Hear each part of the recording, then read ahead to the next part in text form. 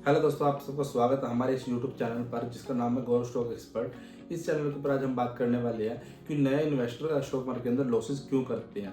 इसके ऊपर हम डिटेल एनालिसिस बात करेंगे कि स्टॉक मार्केट के अंदर जब भी कोई नया इन्वेस्टर आता है वो शेयर मार्केट के अंदर लॉसेस क्यों करता है और आप इन लॉसेस से कैसे बच सकते हैं। और अगर आप शेयर मार्केट के अंदर काम करते हैं या करना चाहते हैं तो इस वीडियो को पूरा देखिएगा ताकि आपकी नॉलेज बढ़े और आपको कुछ नया सीखने को मिले, ताकि आप आने वाले टाइम्स के अंदर शेयर मार्केट के अंदर इस तरीके से लॉसेस ना करें। आइए चलते हैं वीडियो के ऊपर और बात करते हैं कि किन कारणों की वजह से ज़्यादातर जो स्टॉक मार्केट के अंदर इन्वेस्टर्स हैं और शेयर मार्केट के अंदर लॉसेस करते हैं। जब भी कोई नया ट्रेडर शेयर मार्केट में एंटर करता है तो सबसे बड़ा कारण होता है knowledge and research. Without knowledge and research के आप शेयर मार्केट में एंटर कर जाते हो और आपको वहाँ पे लॉसेस होने से बहुत ज़्यादा बढ़ जाते हैं, क्योंकि जब तक आपको कंपनी के बारे में नहीं पता हो, उसकी फंडामेंटल्स के बारे में नहीं पता होगा, उसके टेक्निकल के बारे में नहीं पता होगा, किस प्राइस पर आपको एंट्री लेना है, किस प्राइस को एग्जिट लेना है, किस तरीके से आपको शेयर के अंदर काम करना होता है और कैसे कैसे आप उस कंपनी के बारे में पूरी डिटेल एनालिसिस कर सकते हैं, कौन कौन से इंडिकेटर्स होते हैं, टूल्स होते हैं जिस बेस पे आप शेयर मार्केट के अंदर एंट्री लेते हो, किस तरीके से काम करते हो। उसके बिना अगर आप शेयर मार्केट के अंदर काम करोगे तो आपके लॉसेस के चांसेस बहुत ज़्यादा बढ़ जाएंगे। आपको जब भी कभी आप शेयर मार्केट के अंदर पोजीशंस लेते हो तो आपको उस कंपनी के बारे में रिसर्च करनी होती है कि किस तरीके से वो कंपनी परफॉर्म करने वाली है, आने वाला उसका फ्यूचर कैसे होने वाला है, उसके प्रोडक्ट्स कैसे होते हैं और कंपनी के जो आने वाली जो रिसर्च है वो किस तरीके से हम वो कंपनी ग्रो करेगी आने टाइम्स के अंदर। कोई न्यूज़ आ रही है तो उस न्यूज़ का क्या इम्पैक्ट पड़ने वाला है, उसके अंदर कोई बड़ा ऑर्डर मिला है तो उसका क्या इम्पैक्ट पड़ेगा, उस स्टॉक्स के ऊपर कितनी तेज़ी से बढ़ेगा या फिर वो शेयर्स पहले कितना बढ़ चुका है और आने वाले टाइम्स कितना बढ़ेगा, और प्रॉपर उसको स्टॉक के बारे में नॉलेज होनी चाहिए। इसलिए कहते हैं कि अगर आप शेयर मार्केट के अंदर काम कर रहे हैं पहले आप उसको सीखिए, पर उसके बाद आप काम करेंगे शेयर मार्केट में, तब आप जाके उस शेयर मार्केट के अंदर कुछ प्रॉफिट्स को निकाल पाएंगे। बड़े से बड़ा ट्रेडर भी शेयर मार्केट में या फिर आप इन्वेस्टर लगाइए तो शेयर मार्केट के अंदर बहुत ही पहले सीखता है फिर जाके काम करता है। और आप नया इन्वेस्टर क्या आता है सबसे पहले सोचता है मैं पहले कमाऊंगा फिर सीखूंगा, उसके बाद मैं शेयर मार्केट के अंदर से कुछ ना कुछ कमा लूंगा। पर सबसे बड़ा उसका यही मिथ जब गलत साबित हो जाता है जब वो शेयर मार्केट में लॉसेस कर लेता है और उन लॉसेस को रिकवर करने के चक्कर में बहुत ज़्यादा लॉसेस करता है। अगर आप शेयर मार्केट एंटर कर रहे हो तो सबसे पहले गलती ये मत कीजिएगा कि आप पहले उसको सीखिए फिर उसके अंदर एंटर कीजिए शेयर मार्केट के अंदर, और जब उसके अंदर आप एंटर करेंगे तो आप बहुत अच्छे लाभ से पैसा कमा सकते हैं। दूसरा सबसे बड़ा कारण होता है इमोशनल ट्रेडिंग या इमोशनल इन्वेस्टिंग, क्योंकि इसकी वजह से ही ज़्यादातर लोग लॉसेस करते हैं। क्योंकि इमोशंस के अंदर आके जब गिरते हुए मार्केट के अंदर लोग बहुत जल्दी खरीद लेते हैं और जब थोड़ी सी और मार्केट गिरती है तो बहुत जल्दी बेच के बाहर भी निकल जाते हैं और बढ़ती हुई मार्केट के अंदर बहुत जल्दी एंट्री कर लेते हैं। और जैसे ही मार्केट बढ़ते और लगता है तो उसको लगता है भी और ज़्यादा प्रॉफिट आएगा और प्रॉफिट आएगा उसके, क्योंकि उसके पास क्या सिर्फ इमोशन बेस में उसने बढ़ते मार्केट में एंट्री लिया और गिरते मार्केट अंदर एकदम से निकल गया, इमोशन बेस पर वो ट्रेडिंग कर रहा है, तब भी आपके मार्केट के अंदर लॉसेस बहुत ज़्यादा जल्दी हो जाएंगे। तो अगर आपके पास प्रॉपर स्टॉप लॉस और टारगेट ना हो तब तक आप एंट्री मत लीजिए शेयर मार्केट के अंदर। जब तक आप किसी शेयर के अंदर आपका वाई क्लियर ना हो, मैं शेयर को क्यों ले रहा हूँ, कितने टाइम के लिए ले रहा हूँ, किस तरीके से मेरे को उसको बेचना खरीदना, आप तो फंडामेंटल बेस पे ले रहे हो या फिर टेक्निकल बेस पे ले रहे हो, जब तक आप वाई क्लियर नहीं है तब तक आप शेयर को मत लीजिएगा। अगर इमोशन बेस आप ट्रेडिंग करोगे तो शेयर मार्केट के अंदर आपके लॉसेज बहुत ज़्यादा हो जाएंगे। तो इसलिए इस जर्नी में अगर आप इमोशन बेस्ड ट्रेडिंग ना करें तो ज़्यादा बेस्ट रहेगा।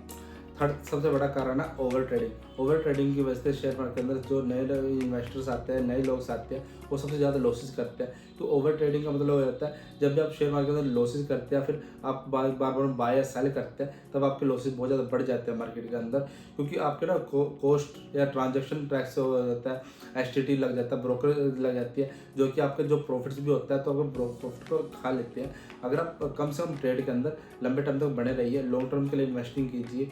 जैसे आपकी शेयर मार्केट के अंदर आप लॉन्ग टर्म का इन्वेस्टर करने के बाद आप शॉर्ट टर्म के अंदर बाद में आइएगा, कुछ शॉर्ट टर्म के अंदर आपको क्विक डिसीजन लेने पड़ते हैं। आप जितना ज़्यादा आप आराम से डिसीजन लेके आप शेयर मार्केट के अंदर लंबे टाइम तक हम टिक जाएंगे तब आप उसके अंदर शेयर मार्केट के अंदर काम कीजिए। ओवर ट्रेडिंग से बचिए, जितना ज़्यादा ओवर ट्रेडिंग से बचेंगे आपके पास पैसा बचेगा भी और आप लॉन्ग टर्म के लिए आप उसके अंदर कुछ ना कुछ कमा भी लेंगे शेयर मार्केट के अंदर। तो नया इन्वेस्टर के लिए ओवर ट्रेडिंग या फिर मतलब कि ट्रेडिंग नहीं होती वो, क्योंकि उसके अंदर बहुत ज़्यादा क्विक डिसीजन लेने पड़ते हैं। इसलिए ओवर ट्रेडिंग से बचिए, जितना ज़्यादा हो सके इजीली आराम से डिसीजन लीजिए। आप लॉन्ग टर्म के लिए जाइए, शेयर्स को खरीद कर रख लीजिए, पर आप इतनी जल्दी मतलब मत कीजिए कि आप बार शेयर को खरीद रहे हैं बेच रहे हैं, खरीद रहे हैं बेच रहे हैं और आपके सिर्फ वो सारे जो चार्जेस है आप ब्रोकर ही ले जाएगा। आपको जो भी प्रॉफिट्स भी आ रहा है या फिर लॉसेस कर रहे हैं, लॉसेस प्लस आपके जो आपके क्या जो चार्जेस लगे वो जुड़ जाएंगे कर रहे हैं, तो आपके जो प्रॉफिट्स में आपके जो ब्रोकर के चार्जेस है वो इतने ज़्यादा हो जाएंगे कि आपको प्रॉफिट्स को खा जाएंगे। या फिर आप लॉसेस कर रहे हैं तो आपके लॉसेस प्लस आपके जो ब्रोकर के चार्जेस है वो दोनों मिला के आपको लॉसेस दिखाने लग जाएंगे। इसलिए ओवर ट्रेडिंग से बचिए। आप आराम आराम से पोजीशन को देखिए, पहले सोचिए समझिए और उसके बाद आप शेयर मार्केट के अंदर काम कीजिए। तब जाके मैं बोलता हूँ हमेशा आपका वाई क्लियर होना चाहिए मार्केट के अंदर। अगर आपका वाई क्लियर है कि मैं क्यों ले रहा हूँ, क्या किस टाइम मेरे को बेचना है खरीदना है, मेरा स्टॉप लॉस टारगेट मेरा क्लियर है, तब आप ओवर ट्रेडिंग से बच सकते हैं और उसके ऊपर ही आप मार्केट के अंदर बहुत अच्छा प्रॉफिट निकाल सकते हैं। चौथा सबसे बड़ा कारण है रिस्क मैनेजमेंट को इग्नोर करना। क्योंकि जब भी कोई नया इन्वेस्टर आता है उसको ये नहीं पता होता कि पैसा मेरे को अपने पैसों को कैसे डाइवर्सिफिकेशन करना है, मेरे को किन किन जगह पे लगाना है। वो क्या करता है, एक ही या दो स्टॉक्स के अंदर ही अपने सारे पैसे को लगा देता है, उसके बाद उस पोजीशन में फंसा रहता है लॉन्ग टर्म के लिए। तो आप ऐसा भी मत कीजिए। जब भी आप शेयर मार्केट के अंदर आ रहे हो तो आप 8 से 10 स्टॉक्स को आप चुनिए, उसके अंदर आप पैसे को लगाइए ताकि आपका पैसा या फिर अलग अलग सेक्टर की कंपनीज को देखिए, अलग अलग इंडस्ट्री को देखिए, तब जाकर उसके अंदर पैसे लगाएंगे या फिर अलग कंपनी के अंदर पैसे लगाएंगे, तब जाकर आपका पैसा ग्रो करेगा। अगर आप एक ही कंपनी के ऊपर आप बुलिश या बेरिश हो और अगर आपकी स्ट्रैटेजी गलत निकल जाती है या फिर आपका रिस्क मैनेजमेंट आपको नहीं पता तो आप वहाँ पे लॉसेस कर लो। पांचवा सबसे बड़ा कारण है एग्जिट स्ट्रेटजी का ना होना। जब आप किसी शेयर के अंदर एंटर करते हैं तो आपके पास एग्जिट स्ट्रेटजी हमेशा होनी चाहिए, आपको पता होना चाहिए। अगर मेरा इस शेयर को मैंने बाय किया है तो मेरे को एंट्री कहाँ से लेनी है, कहाँ तक मेरा टारगेट है, कहाँ तक मेरी स्टॉप लॉस है। अगर आपका स्टॉप लॉस हिट होता है तब भी उस शेयर से आप बाहर निकल जाइए, अगर आपका टारगेट हिट होता है तब भी आप उस शेयर से बाहर निकल जाइए। कभी ये मत सोचिएगा और बढ़ेगा, उस बढ़ने के चक्कर में आप मार्केट में तब भी लॉसेस कर जाएंगे। ये अभी भी मैंने बहुत सारे लोगों को वो कुछ शेयर्स के बारे में बताया था अपने दोस्तों को, तो उनके अंदर उनके टारगेट्स पूरे होने के बाद वो बने रहे कि भाई ये शेयर और ऊपर जाएगा, और अभी मार्केट जैसे डाउन गिरी है तो उसकी वजह से मार्केट के अंदर वो फंस चुके हैं उन शेयर्स के अंदर। तो ऐसा कभी मत कीजिएगा। जब आपके टारगेट्स पूरी हो जाए तो भी निकल जाइए। अगर आपके कोई सी शेयर के अंदर स्टॉप लॉस हिट भी हो गया कोई बात नहीं, हम नेक्स्ट स्टॉक्स के अंदर हम एंटर करके तब कमा लेंगे। पर अगर आपका स्टॉप लॉस हिट हो गया तो उस शेयर से बाहर निकल जाइए। क्या बताओ आपका स्टॉप लॉस हिट होने के बाद बहुत ज़्यादा गिर जाए और आप उसको रिकवर करने के चक्कर में आपको कई साल लग जाए। इसलिए आपको स्टॉप लॉस और टारगेट के बेस पे ही शेयर मार्केट एंटर करे हुए तो आपके पास दोनों चीज़ें हो तभी जाके आपके पास एंट्री उसके अंदर बनाइएगा। आपको एग्जिट पोजीशन हमेशा होनी चाहिए शेयर के अंदर। आज हमने 5 चीज़ों के बारे में बात करी है।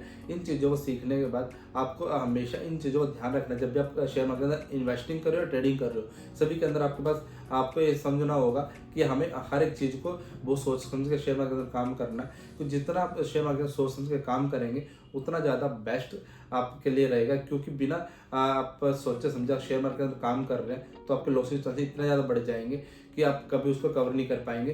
तो अभी मेरे पीछे एक मैंने न्यूज़ देख रहा था, मुंबई की थी, कि एक बंदे ने 16 लाख रुपए का आसपास का लॉस कर लिया शेयर मार्केट के अंदर, उसके बाद अपनी जान दे दिया। तो आप ऐसा मत कीजिए कि ओवर ट्रेडिंग से बचिए। जितना हो सके आराम से आप सीखिए, फिर उसके बाद शेयर मार्केट के अंदर काम कीजिए। जितना आप लॉन्ग टर्म के लिए शेयर मार्केट के अंदर ले चलेंगे उतना ज़्यादा आपका पैसा बनेगा। क्योंकि बहुत जल्दी क्विक डिसीजन के अंदर पैसा नहीं बनता। जब भी जितने भी आजकल न्यू इन्वेस्टर्स आ रहे हैं शेयर मार्केट में जो एंटर कर रहे हैं तो बहुत ज़्यादा लॉसेस कर रहे हैं, पर इतना लॉसेस से बचिए। मैं यही कहना चाहूँगा आप सभी से कि आप सीखिए, उसके बाद आप काम कीजिए शेयर मार्केट में। जितना जब सीखने के बाद शेयर मार्केट में एंटर करेंगे, काम करेंगे तो आपका पैसा भी बनेगा और बहुत अच्छा पैसा बनेगा। क्योंकि शेयर मार्केट एक लॉन्ग टर्म का गेम है, शॉर्ट टर्म के अंदर इसके अंदर पैसा बहुत कम लोग कमा पाते हैं। Thank you so much. आपको अगर वीडियो अच्छी लगी हो तो आप लाइक और शेयर जरूर कीजिएगा और हमें कमेंट सेक्शन में लिख कर जरूर बताइएगा कि आपको वीडियो कैसी लगी। Thank you so much.